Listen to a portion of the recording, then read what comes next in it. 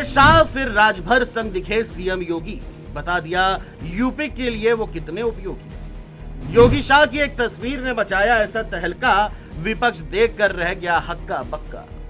जमाया यूपी में बाबा ने भौकाल, विपक्ष हो गया परेशान, पीडीएफ फॉर्मूले की निकाली काट।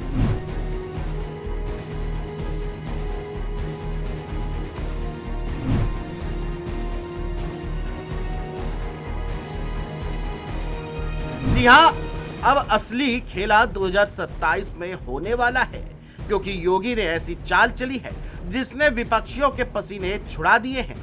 उधर अखिलेश दिल्ली लखनऊ में ही अटके रह गए। इधर योगी ने न सिर्फ शाह से मुलाकात कर सारी अटकलों पर विराम लगाया, बल्कि ऐसा काम राजभर के साथ मिलकर बहराइच में किया है जिसने दिल्ली तक खलबली मचा दी है। शाह भी देखते रह गए, योगी ने चंद घंटों में ही अखिलेश के मुंह पर ताला जड़ दिया है। यहाँ तक कि ऐसा सियासी संदेश दिया है जिसने सफाइयों के पीडीएफ फार्मूले पर पानी फेर दिया है। कैसे वो आगे आपको बताते हैं, लेकिन उससे पहले आपको ये बता दें, योगी ने अमित शाह से दिल्ली में मुलाकात की। हालांकि इस भेंट को केवल शिष्टाचार भेंट नहीं माना जा रहा, बल्कि इसे कई राजनीतिक संदेशों से जोड़कर देखा जा रहा है, जिसके पीछे की वजह भी है।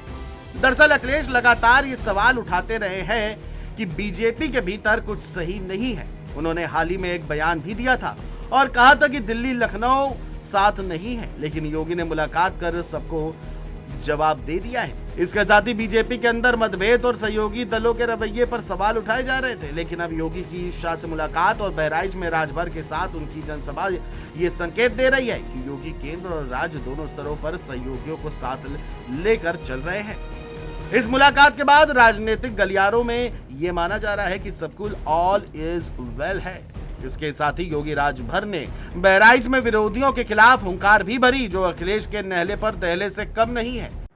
जानकारों की माने तो सीएम योगी आदित्यनाथ अपनी हैट्रिक लगाने के लिए तीसरी बार नई सियासत शुरू कर चुके हैं और सियासी बिसात बिछाने के लिए आज उन्होंने दिल्ली में अमित शाह से मुलाकात की और एक नई केमिस्ट्री को जन्म दिया। इसके बाद वो सीधे बहराइच में महाराजा सुहेलदेव राजभर के विजयोत्सव कार्यक्रम में ओम प्रकाश राजभर के साथ मंच साझा करते दिखे। फिलहाल कोशिश यही है कि उत्तर प्रदेश में 2027 की इस नई केमिस्ट्री से विपक्ष की धड़कनें तेज हो गई हैं और ये नई केमिस्ट्री कुछ नया गोल खिलाने वाली है।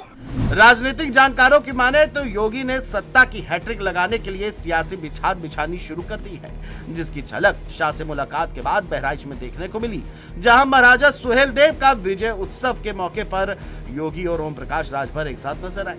दोनों की सियासी केमिस्ट्री ने सियासी हलचल बढ़ा दी है।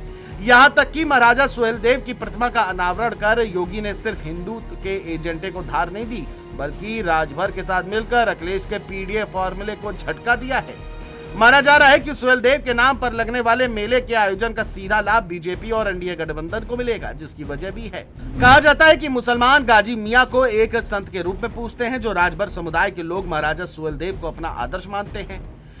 इस तरह से बीजेपी दलितों और ओबीसी को मुसलमानों के खिलाफ खड़ा करने के लिए गाजी मियां को खलनायक के तौर पर पेश करने और महाराज सुहेलदेव एक आदर्श हिंदुत्व के सिपाही के रूप में पेश करती रही है, जिन्होंने भारत में इस्लामीकरण करने से रोकने का काम किया है। रिपोर्ट्स की माने तो पूर्वांचल के जिलों में राजभर समुदाय काफी अहम और निर्णायक भूमिका में है, क्योंकि यूपी में राजभर समुदाय भले ही 3% के बीच है, लेकिन पूर्वांचल के जिलों में राजभर मतदाताओं की संख्या 12 से 22% है। पूर्वांचल की 4 दर्जन सीटों पर किसी भी दल का खेल बनाने और बिगाड़ने की ताकत रखता है। वाराणसी, सलेमपुर, बलिया, मऊ, गाजीपुर सहित अन्य जिलों में राजभर समाज के वोट का सीधा प्रभाव माना जाता है।